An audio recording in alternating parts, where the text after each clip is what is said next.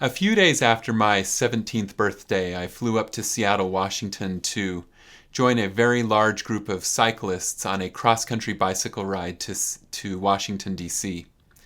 We were hoping to raise awareness about lung health and air quality and things of that nature.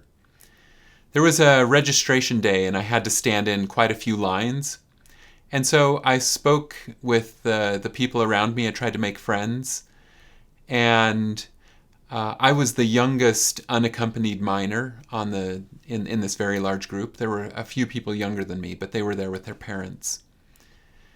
And so I was a child. And as I was talking to these people, I asked questions that were a little bit childish, I think. And questions like, what kind of bicycle do you have? What kind of rain jacket did you buy? How much training have you done? Just things that are a little bit more focused not on the journey, but rather on the gear. And I very quickly realized that these people who were middle-aged, the age that I am now, that they hardly knew anything about their bicycle, hadn't had a lot of time to train, had just collected some gear that they had, or just went to the camping store and picked something up.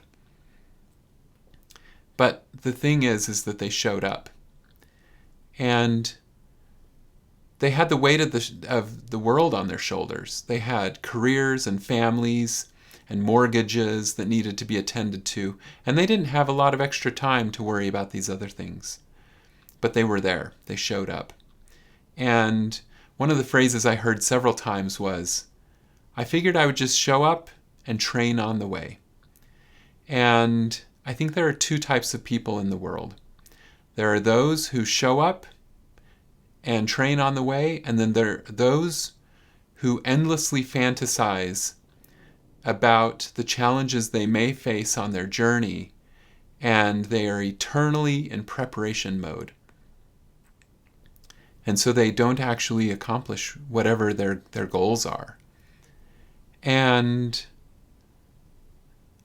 I've thought about this lesson multiple times in my life, and I've tried to not get too bogged down in the preparation mode, because in order to accomplish your goal, you actually just have to set out.